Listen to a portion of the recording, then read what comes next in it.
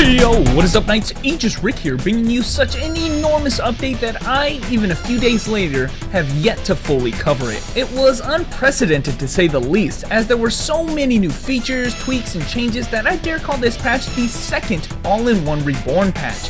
But enough hyping everything up, guys. It's time to get into the nitty-gritty, and trust me, it's gonna get gritty. So, let's go.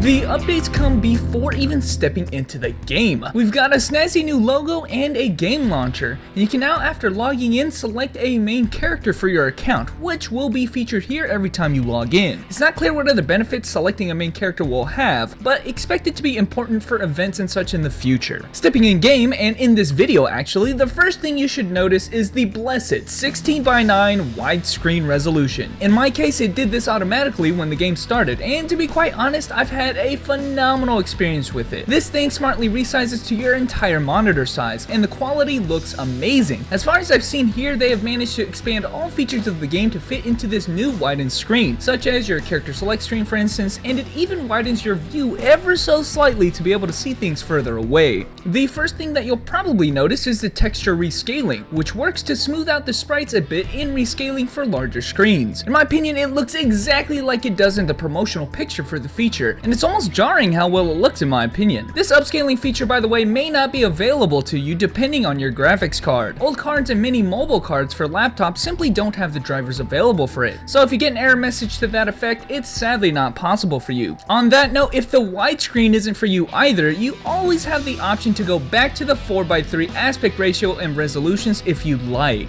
Anyway, let's take a step back before we get in game, because yet again our character creation screen has been updated. Aside from just a change of icons, we have preview videos not only for the subclasses, but also their first and second awakenings, which was not available before. When actually creating a character, you'll be greeted with a new animated character intro, whereas before these were presented in a more comic book style. A lot of work clearly went into these features, so if you'd want to give them all a look, you can check DFO's official YouTube page, as they very recently uploaded all of these character intro animations and other content, such as their DFO High series onto this page. Anyway, it's been this long and we haven't talked about hardly anything actually changed in game, and for the sake of the length of this video, I'm going to refrain from being incredibly thorough with all of the content. For that, I refer you to the official update page, which goes over most all of these changes and features that were added. Check that page after watching this video, of course, if you're craving more details. Now let's start with the namesake of this update, Guild Pact, which focuses on the coveted new guild features. If you're in a guild, your Serious room will be subtly different, as you will have an extra room to the right here, which grants you access to a new place named the Guild Hideout. You've got a bunch of things located here for convenience, and even a teleporter to the St. Horn. To the right here is an NPC Onde, which is kind of our gate to explaining some of the main features to the Guild Pack system, the Guild Dungeon, and Insignias. In short, Guild Dungeons are dungeons specifically designed to be done with your guildmates. Collectively, you have to complete runs in this region in order to purify it, and getting a 50% purification rate will unlock the next series of dungeons. At first it seems simple enough, but the dungeons get progressively harder and gimmicky, such that it makes it more and more imperative that you bring your guildmates to complete it. By the way, if you're looking for a guild, my guild Cygnus is recruiting. Anyway, but shameless plugging aside, there's a lot more going on with the guild dungeons that you can research, such as the guild contribution system and the items and legendary equipment which are sold here by Onde. These dungeons will also increase your guild mileage, which we'll talk about shortly, and are, to my knowledge, the only region in the game that drops gems and insignias, which is yet another brand new system put in place to increase your character's stats. Opening up your item inventory, you'll find a new tab called your insignia, and if you know how DFO's avatar and emblem systems work, well, then this new insignia system works in exactly the same way. In this analogy, emblems are to avatars as gems are to insignias. You put gems inside of an insignia, and once you do, you are not allowed to remove the gem, but it can be replaced however. For this reason, it may be beneficial to wait until you get a good insignia before you put in your good gems. You can use Onde to combine gems and hopefully get back a rarer and stronger gem. Lastly, it should be noted that there are a collection of 13 different possible gem stats, and you are not allowed to stack them, so pick your best 4 to put into your insignia. Again, I'll remind you that guilds, and this guild dungeon in particular, are the only way to get them, so it's up to you to join one if you care about these stats. Cygnus, what? The guild dungeon and all your progress in them will be reset at the start of each month. You can check out how much time you have left by looking at the top right here in the dungeon select screen. Finally, guilds themselves have also been adjusted, and you get a lot of new features, mostly if you're a guild leader. So let me explain most of them in machine gun fashion. You can change your guild logo at any time. You can create a guild insignia art that will show if you wear a unique or higher grade insignia. You can make a guild channel for everyone to join in one click, and you can ally with another guild to share perks with each other. You get guild mileage, which are earned by donating gold and or doing the guild dungeons, and then use these points in the management tab to buy guild content such as guild raw stats, exorcism buffs, guild EXP, member expansions, guild safe expansions, and supporters, which all guild members can use. Now, as a guild leader, you can set and name ranks individually and tell exactly what permissions each rank gets, and finally, each month there's a contribution goal which can give the guild and its members perks or items as shown on this page. Whoo, gosh. And that, guys, is all I think I wanted to talk about with the Guild Pact system. It's really in-depth, more than I can explain, but just know that there are a lot of great incentives for you to join a guild and contribute in doing these kinds of things every month. But now it's time to move on to all of the other changes we got, because those were equally as numerous and important. Mostly I'm talking about the new and improved St. Horn region. A lot of new items and changes. Now, as we make our way over there, it should be noted that there are a lot of little things changed all over the place. For instance, we've got this big ass gate now representing, my guess is, the guild hideout. Joe Ferreira is selling reinforcers up to level 69 now for the Forgotten Lands, and maybe not so minor to some people is the addition of Town PvP, which has you fighting right here in town against anybody that you challenge. All gears and classes are applicable, making it one of the most broken things ever, and yet somehow still enjoyable. It goes without saying that the UI has also undergone a change, most notably to the icons at the top, such as Booster and our Honeytime event not being so prominent and annoying. Now, stepping inside the St. Horn region, we have all kinds of changes. The Otherverse was adjusted in a few ways. For instance, the OV2 questline that used to give us a set piece for our necklace and shoes has been replaced with a new questline that instead gives us 3 selectable Chronicle boxes, which is great. Most of the Otherverse dungeons themselves have been adjusted in one way or another, with the general theme being that it's no longer possible to simply skip over gimmick phases. They've either made them more or less tedious to reflect these changes. Those changes are numerous, so I won't explain them here, but I may be making a video in the future that I'll append to my Masters of the Otherverse series. Most importantly for a lot of players, me included, was the change to the legendary system for ancient dungeons. Now, the dungeons themselves have not been affected, but there are a lot of systems in place now to make farming quest legendaries easier. Speaking of quest legendary items, Luther is selling a lot more of them. So many in fact that he's no longer selling you individual pieces. He's selling selectable boxes instead, which have complete 10-piece equipment sets for every ancient dungeon in the game. You'll have to do a bit of research to get an idea, but some sets, like the 6-piece Gracia set, is incredible, when before the only thing farming Nora Farah gave was the grandest weapon. If you're worried at the ludicrous number of quest items needed now, don't be too alarmed, since all quest items have been increased by a multiple of 10. You've already been compensated for any quest items that you may have had before the patch.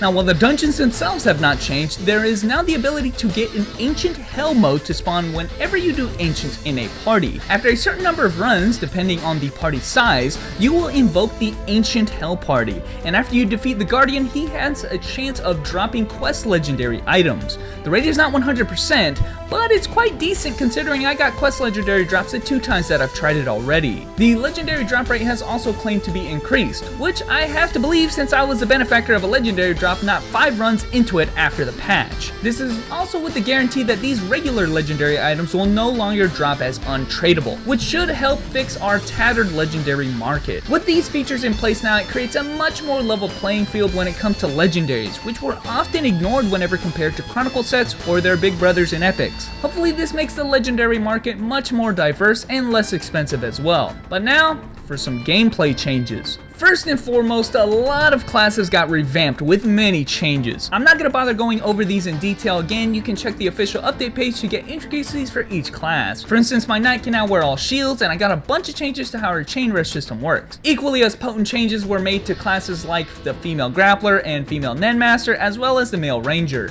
Check to see if your class was changed in any way. And when you complete a dungeon in a party, you have the option to give karma to your party members in the post-dungeon screen. I don't know how this affects your character, but at at least it looks interesting. It may be a nice way to weed out trolly players in your dungeon runs. Now, speaking of dungeons, they have severely nerfed the Natram farm, where people sold their crystals for gold, which may be heartbreaking for some people. However, I think we got a better replacement because Neopol finally gave us the ability to go back into special dungeons again without the need for the quest for it. Sloat has probably become the de facto farming location again, which personally I'm a bigger fan of. The scenario dungeons can now unlock harder difficulty scenarios while you're doing it. Basically, you'll need to complete a certain objective to unlock the higher difficulty scenario for your character, similar to how you unlock dungeon difficulties normally. Since all of my characters are no longer doing scenarios, however, it becomes a non-issue for max level characters. You can select your scenario dungeons in the options of the game. Now guys, I'm sure I missed some of the new features, but again, I tried my best. This video is already long enough, so I apologize, but we're moving on to the cash shop changes and events. In the cash shop, our new item of the month is a Neo Premium contract. And for the Lost Treasure, we have the ever-coveted Clone Avatar box as the only prize. It has an entire Clone Rare Avatar set in it, but with the caveat that they are untradeable once you open them on a character. Really nice, man. Now, there's a new package sale in the Samba avatars that come with it the usual avatar, advanced clone, a skin emblem generator, this cute water gun creature pet, and these titles. They have some pretty high base stats, and you can use beads to add a random magical stat onto the title as well, which allows you to stack a particular stat to unprecedented levels. Beads can also be bought in the Sarah shop for 500,000 gold each. The gift box has the usual extra stuff, but there is a never before seen creature artifact which goes into your green slot that gives you 5 elemental damage of your choosing. Alright, now for the events. We've got technically 6, but we've seen every single one of them in the past, so I think we'll definitely see some overlap. First, a kind of secretive event. In Underfoot right here, you can see the DFO Remastered logo. He's actually an NPC that has a shop in it, which has an item that you can buy for 100 gold, and you can do it every day. It has some useful items such as 2 life tokens or your choice of 1 Kaleido box, which is pretty nice. The Honey Time event is back, baby, which, as I've heard some people mention, seems to be a permanent feature now. Don't know how I feel about that, but anyway,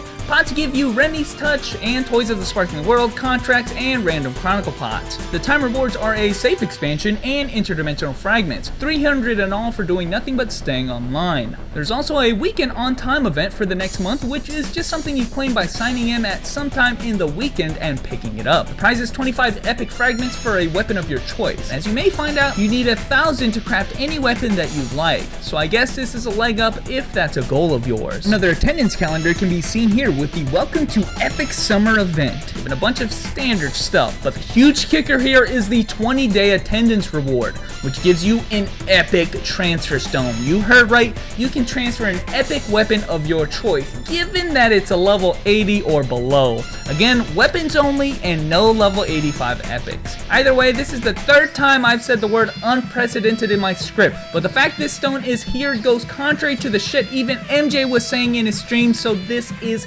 huge. Mission for Guild is a reward event by joining a guild and completing the guild dungeon runs. You get prizes and milestones up to 10 clears a day, and this can be done for all of your characters that are in a guild. Most notably, there's this Hell Potion, which ensures that you'll get insane difficulty Hell mode 100% of the time if you use it, along with some other stuff to help you and the guild out in various ways. Lastly and penultimately, the I Want You event is back, this time called Come With Me. If you don't remember, this is the convoluted buddy up event. You select a buddy for the duration of the event period, and you cannot change this selection once you do, so be careful on who you pick. Doing dungeons and completing tasks give you a limited daily amount of points, and those points can be used to purchase items in the event shop. There are other complications. For instance, if you buddy with a returnee, you can get more daily points, and returnees, new players, and active players will all have different items in their shops. It gets kind of confusing, so I'm not even gonna bother, but again, check the event page because I'm done. This update was too huge, and this update video is too huge as well. Congrats if you stayed till the end though. Well, that's about all the energy I have, guys. I hope this update video was enlightening to you in some way, and if not, well, send it to someone who might be interested. I'll just add again that this is an excellent time to come back to DFO and experience it in a new HD IMAX theater near you widescreen experience with all the kinds of new stuff to explore and gear to farm. But anyway, guys, thanks for watching, and I will catch you nights later.